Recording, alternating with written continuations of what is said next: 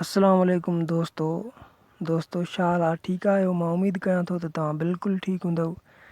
जी दोस्तो, तव्हां ॾिसी रहिया आहियो असांजो चैनल टाइम इज़ किंग। ही सिंधी चैनल आहे पंहिंजो, ठीकु आहे। ऐं तव्हां ॾिठो हूंदो त चैनल ख़ासि करे तव्हांखे सिंधी नेट ते न मिलंदा हूंदा, रुॻो उर्दू हुन में हूंदा। पंहिंजा सिंधी भाउर बि हूंदा आहिनि पर उहे बि उर्दू ॻाल्हाईंदा आहिनि, पर असां तव्हांजे आॾो सिंधी ॻाल्हाईंदा आहियूं, ठीकु आहे न। त असांखे उमेद आहे त तव्हां असांखे पंहिंजो प्यारु ॾींदव, असांजे चैनल खे सब्सक्राइब कंदव। असांजे चैनल ते ख़ासि इंफॉर्मेशन हूंदी आहे, का बि फेक इंफॉर्मेशन न हूंदी आहे। तव्हांखे कमेंट जे हिसाब सां बि तव्हांखे असां वीडियो ठाहे ॾेई सघंदा आहियूं, ठीकु आहे न। जेकॾहिं तव्हां कमेंट कयो उन में तव्हांखे का बि मोबाइल जी सेटिंग न अचे या एप्लीकेशन जे बारे में तव्हां कुझु पुछो त उन एप्लीकेशन जे बारे में तव्हां असांखे कमेंट कयो, असां तव्हांखे ॿुधाईंदासीं त हिन में की हिते छा करिणो आहे, जंहिं पॉइंट ते तव्हां मुंझो था, ठीकु आहे।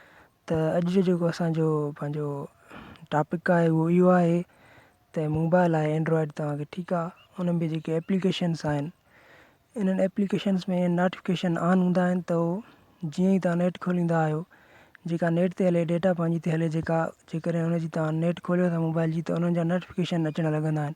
जेकॾहिं तव्हां तंग आहियो अहिड़नि नोटिफिकेशन खां, चओ था त उहे न अचनि, ठीकु आहे न, त उहा सेटिंग तव्हांखे हिन वीडियो में मिलंदी।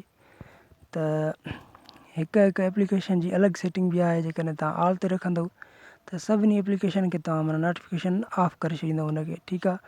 त हुनजे लाइ तव्हांखे करिणो छा आहे, मोबाइल जी सेटिंग में अचो। तव्हां मोबाइल जी सेटिंग में आहियो, उन खां पोइ तव्हां हीअ ॾिसो तव्हां नोटिफिकेशन जेको लिखियलु आहे, तव्हां हिन ते क्लिक कयो। हिते ॾिसो तव्हां, मां पाण हिन जेको आहे सो जेको पंहिंजो नोटिफिकेशन ईंदो आहे हिन खां मां पाण बेज़ारु आहियां, हिन जे करे मां बि इहे ऑफ रखियो आहे।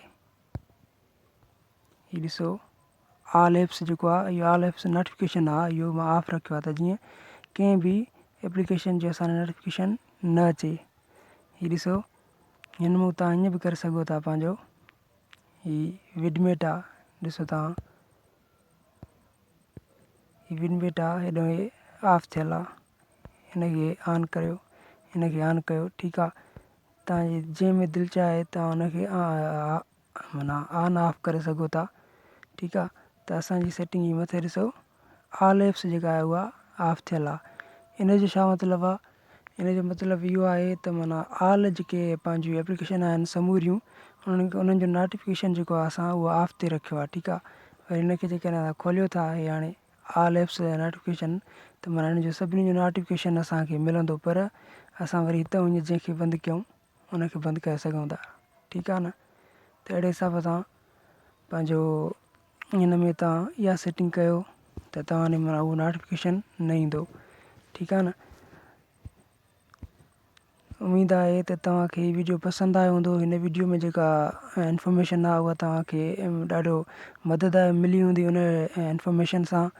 ऐं जेकॾहिं तव्हांखे मुंहिंजो हीअ वीडियो पसंदि आयो हुजे त वीडियो खे लाइक कजो ऐं महिरबानी करे असांजे हिन चैनल खे सब्सक्राइब कजो, त जीअं असांजी हौसला अफ़ज़ाई थिए।